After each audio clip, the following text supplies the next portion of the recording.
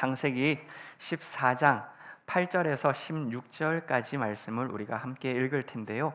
오늘 말씀 배경은 창세기 14장 1절부터 계속 연결되는 부분이니까 여러분 말씀을 같이 펼쳐서 성경책을 찾아서 함께 읽고 펼쳐 놓으시면 또 좋을 것 같습니다. 창세기 14장 8절에서 16절까지 말씀 우리가 한 목소리로 8절부터 읽습니다. 소돔 왕과 고모라 왕과 아드마 왕과 스보임 왕과 벨라 곧 소알 왕이 나와서 시딤 골짜기에서 그들과 전쟁을 하기 위하여 진을 쳤더니 엘람 왕 그돌라오멜과 고임 왕 디달과 시날 왕 아므라벨과 엘라살 왕 아리옥 네 왕이 곧 그 다섯 왕과 맞서니라. 시딤 골짜기에는 역청 구덩이가 많은지라. 소돔 왕과 고모라 왕이 달아날 때에 그들이 거기 빠지고 그 나머지는 산으로 도망하매 네 왕이 소돔과 고모라의 모든 재물과 양식을 빼앗아가고 소돔에 거주하는 아브라함의 조카 롯도 사로잡고 그 재물까지 노략하여 갔더라. 도망한 자가 와서 히브리 사람 아브라함에게 알리니 그때에 아브라함이 아모리 족속 마므레의 상수리 숲을 근처에 거주하였더라. 마므레는 에스골의 형제요 또 아넬의 형제라. 이들은 아브라함과 동맹한 사람들이더라. 아브라함이 그의 조카가 사로잡혔음을 듣고 집에서 길리고 훈련된 자 318명을 거느리고 단까지 쫓아가서 그와 그의 가신들이 나뉘어 밤에 그들을 쳐부수고 다메섹 왼편 호박까지 쫓아가 모든 빼앗겼던 재물과 자기의 조카 롯과 그의 재물과 또 부녀와 친척을 다 찾아왔더라. 아멘. 오늘은 그래도 사랑을 베풀다라는 제목으로 함께 하나님의 말씀을 나누고자 합니다. 우리 옆에 있는 분들 한번 인사했으면 좋겠습니다. 그래도 사랑해 보겠습니다. 한번 인사할까요? 네. 여러분 오늘 아침에 싸우고 나왔는데 어제 다투고 토라진 상황이었지만 그래도 사랑해 보겠습니다 라고 인사를 할 수 있다면 이미 하나님께서 그 마음들을 풀어가고 계시는 줄 믿습니다. 우리가 그 마음을 가지고 그래도 사랑해 보겠습니다, 그래도 사랑을 베풀겠습니다, 이 하나님 아버지의 마음과 말씀을 통하여 우리가 받아 누릴 수 있는 하나님의 자녀들 되기를 간절히 소망합니다. 여러분 가나안 지역에서 전쟁이 지금 일어났습니다. 당시에는 아직까지 이렇게 대한민국, 일본, 중국 이렇게 큰 나라로 성장하기 전이었기 때문에 도시나 지역별로 왕들이 있었습니다. 우리로 말하면 서울, 대전, 부산, 그리고 경기도, 강원도, 전라도 이 지역들마다 도시들마다 그리고 도마다 왕들이 있었다라는 것이지요. 그 도시의 왕들 그리고 그 도시 이름들은 여러분 아까 말씀드린 대로 14장 1절부터 시작하기 때문에 1, 2절 말씀에 하나하나 기록을 다 하고 있습니다. 그들 중에서 가장 강성한 도시 그리고 가장 힘이 강한 왕이 있었는데 누구냐? 요단 서편 지역에 거주하고 있었던 엘람 왕 그돌라오멜이었습니다. 처음에는 이 주변에 있는 8개의 도시, 8개 지역 왕들이 하나같이 그돌라오멜을 잘 섬겼습니다. 왕이시여, 당신이 우리의 주인이십니다 라고 이렇게 12년 동안 잘 따르다가 4절 말씀을 보시게 되면요, 여러분 13년째가 되어지면서 소돔과 고모라 그리고 소알이라고 하는 도시를 포함한 사해 지역에 5개 도시가 있는데 그 5 왕들이 그돌라오멜을 배신합니다. 우리도 할 만큼 하지 않았느냐, 이제는 우리 힘을 보여주자, 더 이상 끌려다니지 말자, 우리가 부족한 게 뭐가 있느냐, 우리 도시에도 이렇게 저들보다 강한 것들이 많이 있다, 이 마음을 가지고 조공바치던 것을 끊어버렸던 것이지요. 그리고 1년 뒤 엘람 왕 그돌라오멜은 자기를 중심으로 잘 따르는 3명의 왕, 자기까지 포함하면 4명이 도시가 그리고 왕이 서로 연합하여 전쟁을 선포합니다. 그런데 배반을 했던 이 5 왕들과 곧바로 전쟁하는 것이 아니었습니다. 어떻게 하느냐? 5절 이후 말씀인데요, 먼저는요 요단 동편 지역의 르바 족속 그리고 수스 족속, M 족속을 칩니다. 그리고 난 다음에 삥 둘러서 남쪽 세일산이라고 하는 지역까지 내려갑니다. 그리고 그곳에서 호리 족속을 내려치게 되죠. 그러면서 다시금 이제는 올라옵니다. 어떻게 해요? 이 5개 도시를 기준으로 해서 삥 둘러 에워싸고 있으면서 점점 좁혀가고 있는 모습이죠. 그렇게 올라오면서 아말렉 족속과 아모리 족속까지 후려치게 됩니다. 그돌라오멜이 얼마나 힘이 강한지를 하나하나 전쟁할 때마다 들려지도록 했다라는 것이지요. 소돔과 고모라를 포함하여 배반했던 이 5 왕들이 아마 숨통이 조여 왔을 것입니다. 여러분, 여호수아서 말씀 알고 계시지요? 이스라엘 백성들이 가나안 땅으로 전진해 가고 있습니다. 그런데 하나님이 홍해 물을 마르게 하신 그 사건을 가나안 사람들이 미리 들었습니다. 뿐만 아니라 아모리 사람들을 전멸시켰다라고 하는 그 소식도 가나안 사람들이 듣게 되자 여호수아서 말씀에서 뭐라고 기록하고 있느냐? 가나안 사람들이 마음이 녹아내렸다라고 기록을 하고 있어요. 정신을 잃어버렸다라는 것이죠. 가만히 서 있다가 하고 픽 쓰러져 버렸다는 것입니다. 야, 이제는 우리도 끝나버렸다. 혼미백산하면서 기절하기까지 갔던 자들이 바로 여호수아서의 그 군대 앞에 서 있는 가나안 족속들이었다는 것입니다. 이것처럼 여러분, 지금 이 상황에서도 전쟁할 때마다 그돌라오멜이 승리했다라는 그 소식들이 계속해서 소돔과 고모라 소알 땅에 전파되어졌던 것이죠. 그 소식을 들을 때마다 야, 이거 큰일 났다, 이거 큰일 났어. 이제라도 우리가 항복을 해야 되는 거냐?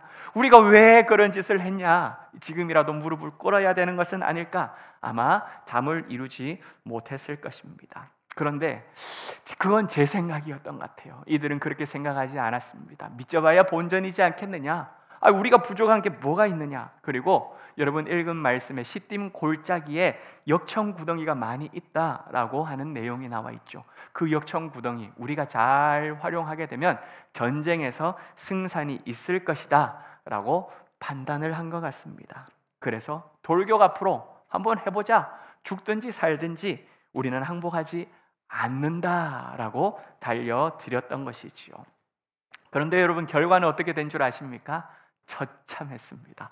박살 나버렸습니다. 무참하게 짓밟히고 말았던 것이지요.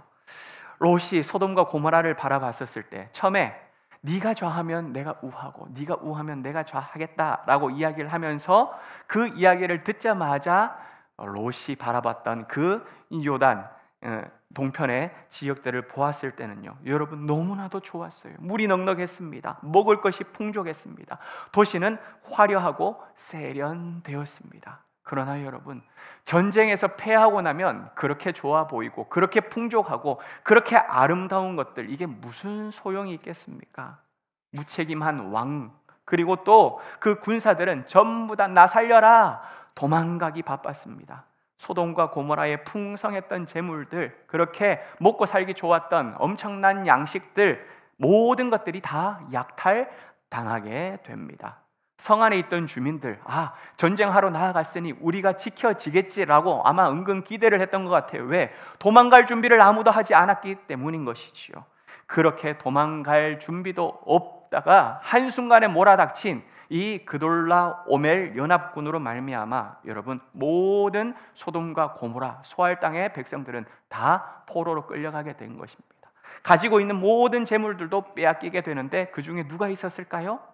아브라함의 조카 롯이 사로잡혀갔고 그의 재물도 모두 다 빼앗겨 버렸다라는 것이죠. 여러분, 너무나도 끔찍한 일이 벌어졌던 것입니다.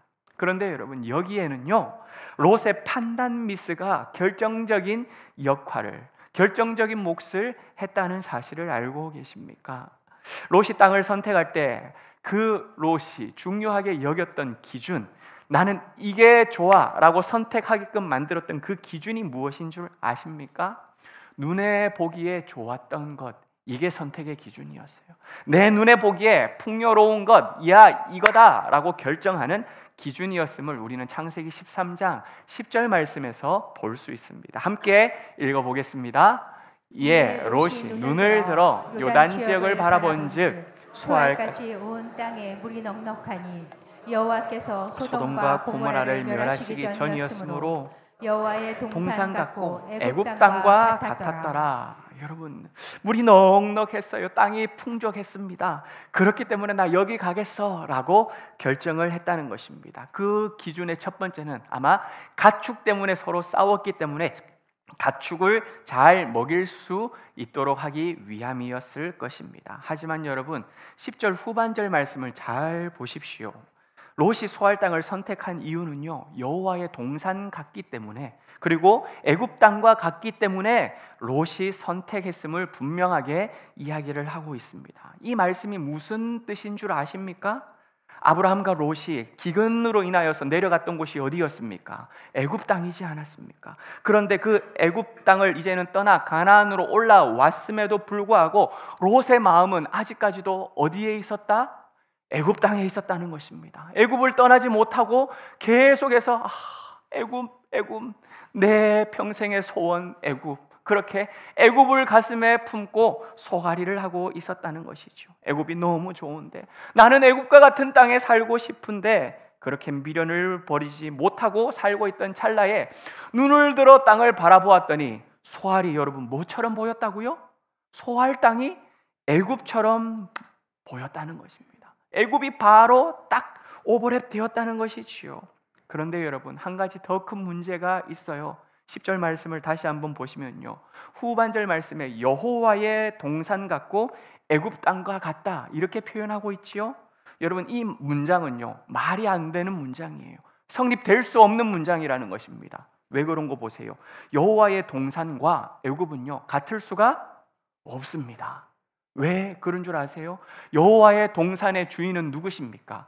하나님이세요. 하나님이 통치하는 나라, 하나님이 통치하는 사람, 하나님이 통치하는 지역, 그게 바로 하나님의 동산, 여호와의 동산이에요. 그러나 애굽은요, 사람이 왕이 되어 있는 곳입니다. 사람이 자기가 주인이 되어 있는 곳, 그리고 자기를 섬기는 곳, 그곳이 바로 애굽이기 때문에 여러분, 겉보기는 같을 수 있을지 모르겠지만 절대로 같을 수가 없는 곳, 그곳이 바로 하나님의 동산과 애굽이라는 것이지요. 하지만 여러분, 문제가 여기에 있다라는 거예요. 문제가 이거예요.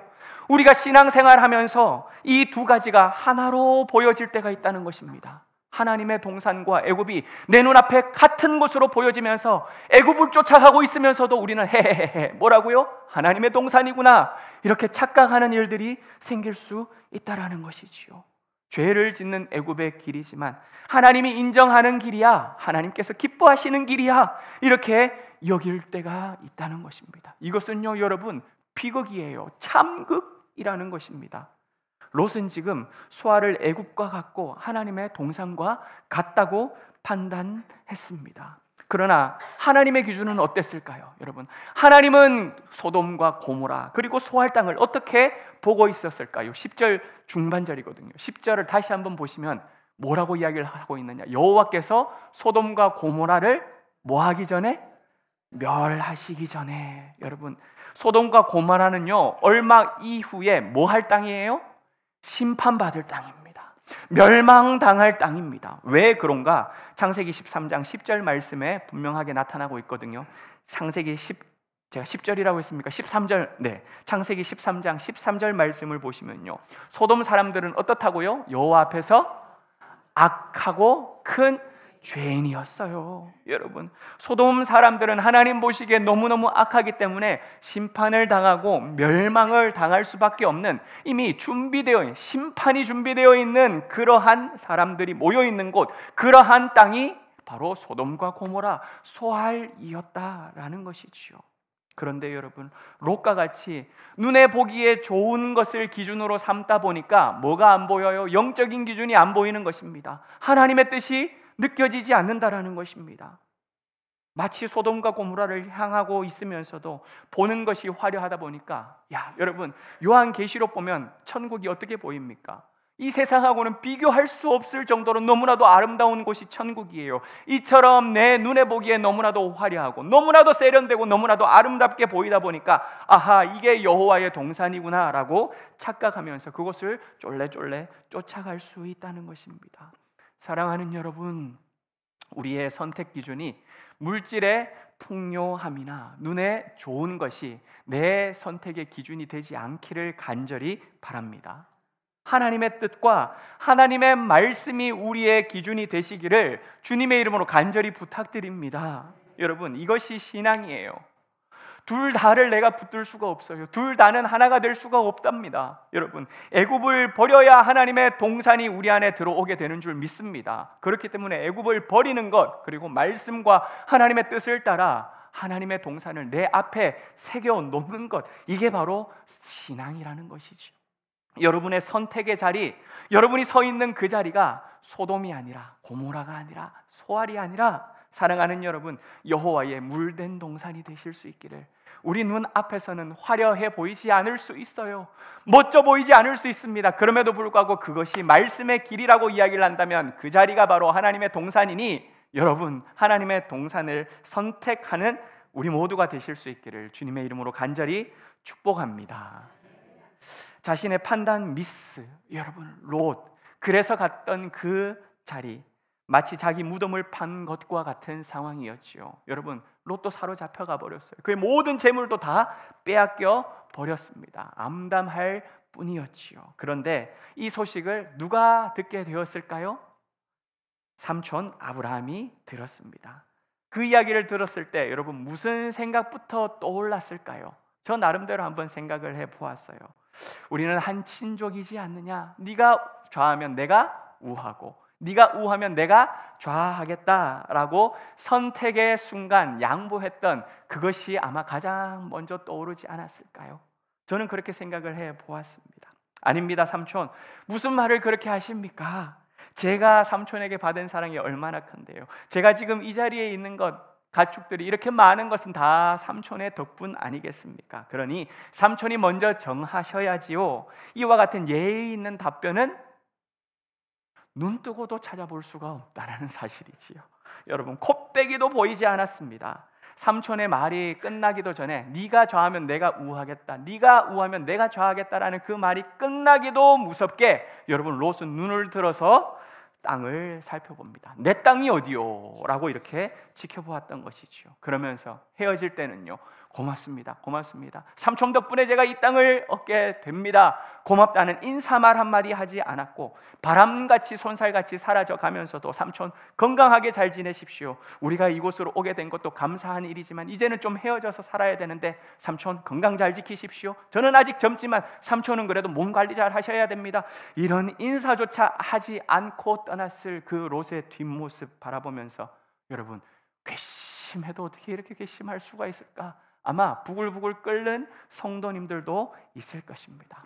아브라함 입장에서는요, 이야, 참 정말 징하구나, 어떻게 이렇게 내가 아들처럼 키웠는데 두 번 다시 보지 말자, 그런 마음을 가지고 아마 미련 없이 떠나보내고, 그 미련 없는 마음이 오히려 한가득 가슴 속에 차오르지 않았을까, 그렇게 생각해 볼 수도 있겠지요.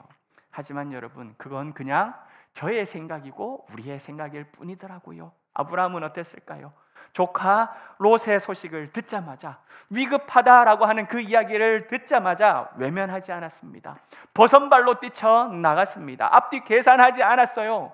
롯은 이야기를 들으면서 혹여나 내가 삼촌한테 좋은 땅을 뺏길까 봐 먼저 내 눈을 들어서 땅을 바라보고 계산하면서 내 이득과 유익을 챙기려고 그렇게 계산적인 조카였지만, 아브라함은 조카의 이야기를 듣고 난 다음에도 계산하지 않았다는 거예요. 그냥 버선발로 쫓아나갔다라는 것입니다. 여기에서 여러분, 하나님이 기뻐하시는 사람의 모습을 우리는 볼 수가 있습니다. 무엇일까요?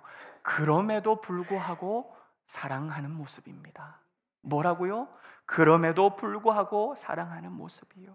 그래도 은혜를 베푸는 모습이고, 그래도 사랑하는 모습, 이것을 하나님께서는 기뻐하신다라는 것이지요. 우리 옆 사람하고 다시 한번 인사해 보겠습니다. 그래도 사랑해 보겠습니다. 한 번 더 인사하겠습니다. 그래도 은혜를 베풀겠습니다. 여러분, 이걸 하나님께서 기뻐하신다라는 말씀입니다. 우리 주변에는요, 사랑할래야 사랑하지 못할 사람이 너무나도 많습니다. 나에게 한 것을 따지고 계산해 보면요, 그것을 내 가슴 속에 지금 새겨 놓은 것 다 다시 끄집어내 본다면 여러분, 이야, 미워해도 괜찮을 만한 사람들 수두룩빽빽할 것입니다. 사랑할 사람들은 없는데 미워할 사람들만 내 주변은 그냥 널리고 널린 게 정말 미워할 사람이다 라고 생각할 만할 것입니다. 어쩌면요, 그러한 미워할 사람 저 멀리서 찾지도 않아요. 어디에 있어요? 가정 안에 있어요. 가장 가까운 곳에 있어요. 손대면 닿을 곳, 그곳에 있는 사람을 통하여서 상처받을 때가 더 많고 더 클지도 모르겠습니다. 영상을 하나 보았어요. 실험 영상이었어요. 딸과 아들이 있는 집안이었는데 한 4살, 5살 되는 그 아이들과 함께 영상 촬영을 했더라고요. 아빠 접시가 있고 엄마 접시가 있고 딸의 접시가 있어요.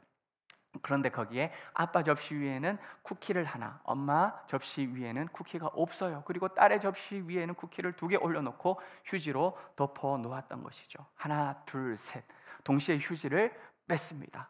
그런데 딸이 그 모습을 보고 엄마 접시 위에 쿠키가 없는 거예요. 그러면서 엄마를 쳐다봅니다. 그리고 그 엄마를 그 짧은 팔로 부둥켜 안아요. 엄마 접시에는 쿠키가 없네요. 엄마, 나에게 지금 쿠키가 2개가 있는데 엄마 이거 먹고 싶으세요? 내 거 하나 드릴까요? 라고 하는 게 영상이었어요.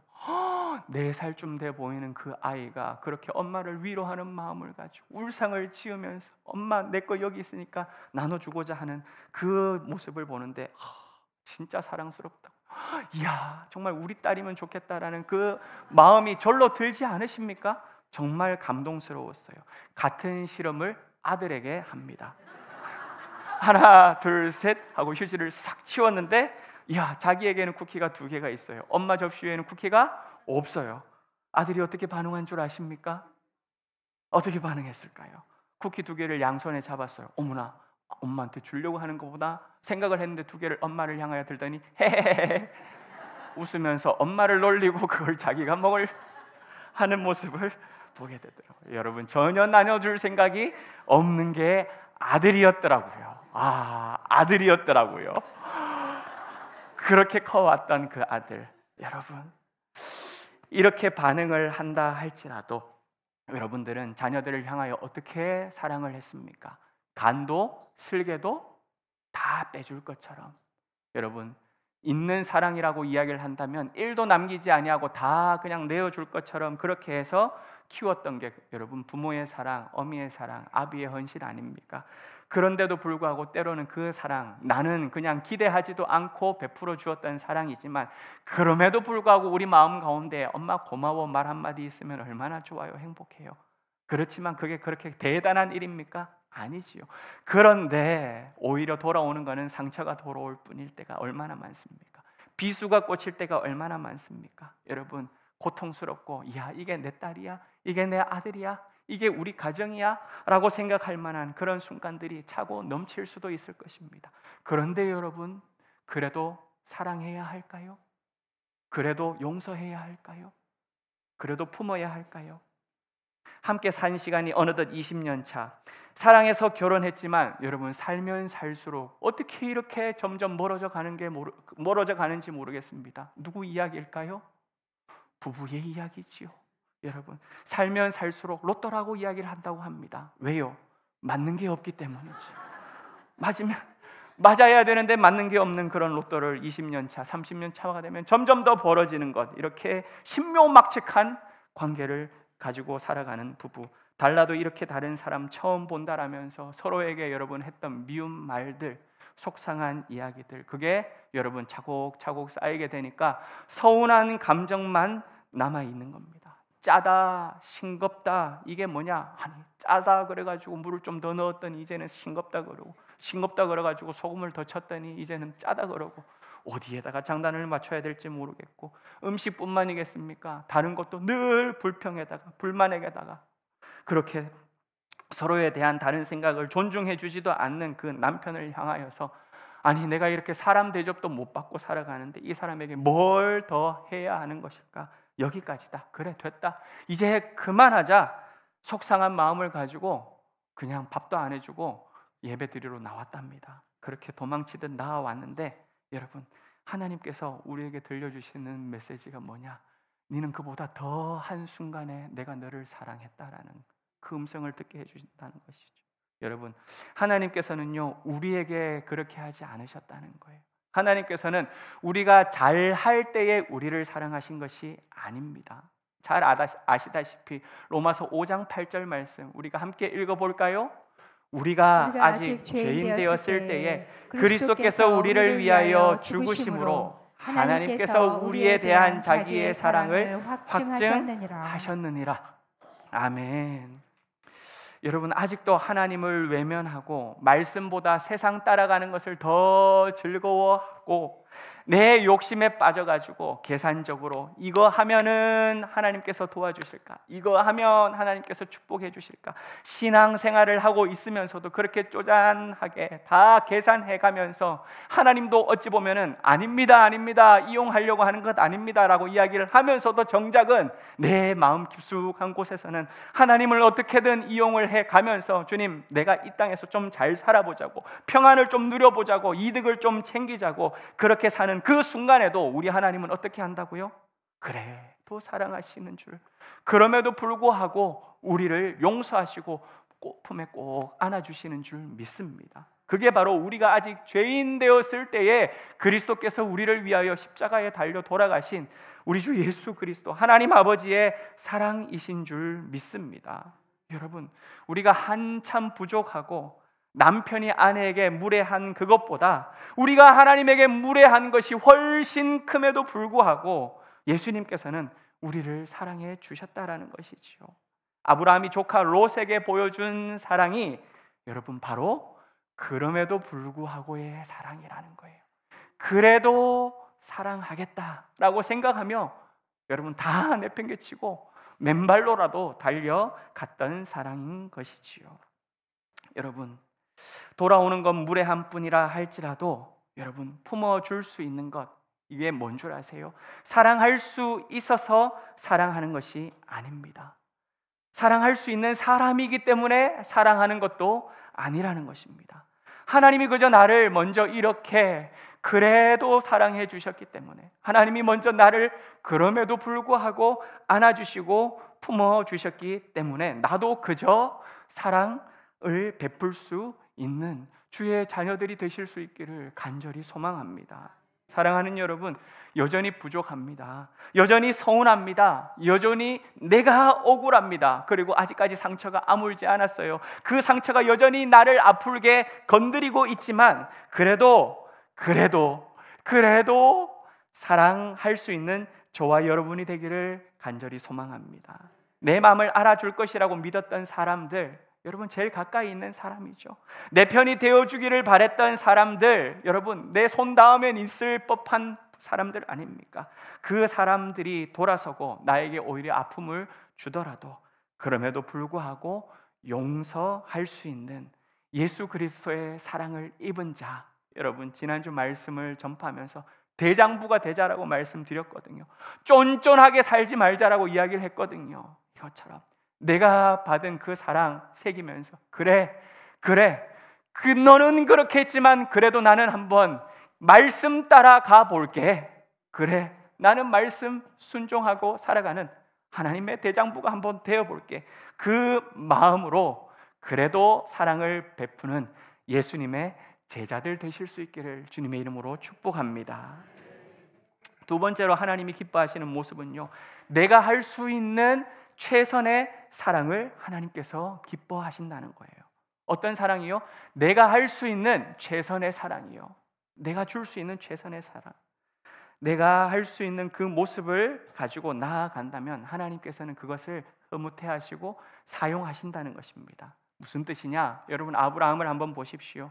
아브라함의 지금 상황을 생각한다면요, 아브라함조차도 몸을 사려야 하는 순간이에요. 딸린 식솔들이 있어요. 먹여야 할 가축들이 많이 있습니다. 그리고 지금 타지 생활하고 있는 중이에요. 이제 조금 정착할 수 있을까 여부를 보고 있는 중이란 말이지요. 생존을 위하여서는요, 주변 사람들 눈치를 봐야만 합니다. 그렇기 때문에 나하고 직접적으로 연결된 일이 아니라면 굳이 전쟁의 소용돌이에 내가 휘말릴 필요가 있어요, 없어요? 없다는 것입니다. 굳이 내가 거기 끼어들었다가 괜히 내가 손해볼 법한 일을 왜 만듭니까? 그러나 여러분 14절 말씀을 보시면요, 아브라함은 318명 집에서 훈련된 그 정병들을 데리고 가나안 최북단 단까지 쫓아 올라갑니다. 그런데 여러분 질문 하나 드릴게요. 집에서 길리운 훈련된 318명, 이 인원 여러분 승산 있다고 생각하십니까? 싸워볼만 하다라고 여겨지십니까? 어떻게 생각하십니까? 한번 가만히 생각해 보세요. 소돔과 고모라를 포함한 5개 도시입니다. 아브라함은 그냥 집안이에요. 그게 아니고 도시에 나름 정병이라고 하는 그 사람들이 5개가 연합군이 되어서 그돌라 오멜과 전쟁을 치렀는데 적수가 안 된 거예요. 처절하게 짓밟혀 버렸다는 것입니다. 그런데 고작 318명을 데리고 무슨 전투를 벌일 수 있겠습니까? 어떻게 승리를 할 수 있겠습니까?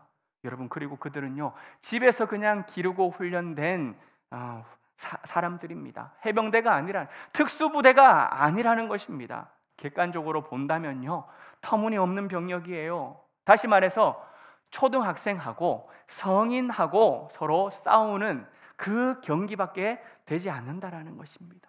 감정적으로는 충분히 이해할 수 있어요. 내 조카지 않느냐, 내 아들처럼 키웠지 않았느냐, 조카를 도와주고 싶은 마음이 꿀떡 같을지 모르겠지만 여러분, 이럴 때는요 감정과 이성 같이 생각해야 된다 이야기를 하지 않습니까? 그죠? 이성적으로 합리적으로 판단할 줄 알아야죠. 그림만 보아도 이거는 계란으로 바위치기와 똑같은 것입니다. 하지만 여러분, 기드온의 300용사 알고 계시지요?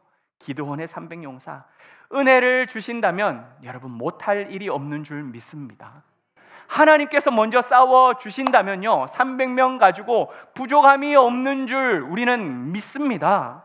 하나님께서는 우리가 할 수 있는 범위 안에서, 뭐라고요? 내가 할 수 있는 범주 안에서 내가 가용할 수 있는 최선의 사랑을 가지고 그렇게 나아갈 때에 우리가 섬길 수 있는 최선의 시간 안에서 우리가 베풀 수 있는 나의 최선의 여건과 환경과 능력 안에서 최선을 다하여 사랑하고 섬기기를 원하신다라는 것이죠. 그렇게 나아갈 때에 318명 결코 강한 군대가 아니었어요. 그러나 우리 하나님 아버지께서는 아브라함의 그 마음을 받으시고 그에게 놀라운 승리를 안겨주신 줄 믿습니다. 여러분, 이게 바로 우리가 믿고 있는 은혜의 원리예요. 하나님께서 일을 하시는 방법이라는 것이지요. 내가 가진 사랑은 연약할 수 있습니다. 내가 가진 사랑이라고 하는 것은요 부족할 수가 없어요. 상대방이 기대하는 거에 미치지 못할 수도 있습니다. 그러나 여러분, 내가 드리는 그 부족한 헌신, 내가 섬기는 그 흔들리는 나의 믿음, 그 모든 것들을 주님 앞에 올려놓을 때에 하나님께서는 그 작은 마음들을 받으시고 그 위에 하나님의 능력을, 하나님의 손을 올려놓으시사 여러분 그 작은 사랑을 통하여서 하나님의 회복을 일으켜 주실 줄 믿습니다. 그 작은 섬김을 통하여서 예수 그리스도의 영원 구원의 역사를 펼쳐가 주실 줄 믿습니다. 여러분, 그 작은 순종을 통하여서 성령님과 함께 역전의 일들을 하나님께서는 완성해 가실 줄 확신합니다. 이게 바로 하나님 은혜의 원리라는 것이지요. 사랑할 수 없는 대상이라 할지라도 여러분, 우리가 그래도 사랑을 베풀겠노라 다짐하고 나아갈 때에 하나님께서는 그 구구름 한 조각과 같은 작은 사랑의 마음을 받으신다는 거예요. 그리고 그 작은 구름 조각을 통하여서 뭘 내리시겠어요? 사랑의 비를 내리신다는 사실입니다. 사랑할 수 없는 대상이라 할지라도 여러분, 사랑을 베풀고 내가 용서할 수 없는 순간이라 할지라도 그럼에도 불구하고 용서하려고 애를 썼더니 하나님께서 어떤 은혜를 주시는 줄 아세요? 창세기 14장 20절 말씀이거든요. 함께 읽어보겠습니다. 너희 대적을 내 손에 붙이신 지극히 높으신 하나님을 찬송할지어다. 아브라함이 그 얻은 것에서 10분의 1을 멜기세덱에게 주었더라. 아멘. 여러분, 내가 사랑을 베풀 수 없는 그 순간에도 작은 사랑 한 조각을 퍼서 주님 앞에 올려드리니까 하나님께서 뭘 하게 만들어 주셨다고요? 주님을 찬양하도록, 이야, 사랑을 완성시켜 주시고 사랑을 확증시켜 주시는 그 하나님 아버지, 내 작은 사랑으로 이뤄낼 수 없는 그 작은 것 위에 하나님의 은혜를 부어주셔서 결국에는 롯을 구원해내는 놀라운 기적을 베풀어 주시는, 내 대적들을 우리 손에 붙여주시는 지극히 높으신 하나님 아버지를 경험하고 찬양할 수 있도록 만들어 주신다라는 사실이지요. 사랑하는 여러분, 할 수 있는 만큼 사랑하실 수 있기를 바랍니다. 베풀 수 있는 만큼 주님 앞에 내어 드릴 수 있기를 바랍니다. 내가 가지고 있는 그것만큼 부족하지만 주님 손에 올려 드릴 때에 우리 하나님 아버지께서는 우리로 하여금도, 우리 가정에도, 그리고 여러분 사랑할 수 없는 그 사람들을 사랑하는 그 순간에 하나님께서 찬양하도록 만들어 주신다라는 것이지요. 사랑하는 여러분, 오늘 이 시간 그래도 사랑하실 수 있기를 간절히 부탁드립니다. 그래도 용서하시는 저와 여러분 되기를 간절히 소망합니다. 그럼에도 불구하고 여러분 품어주시는 주의 귀한 백성들 되시길 우리 주 예수 그리스도 이름으로 축복합니다. 여러분, 주신 말씀을 생각하면서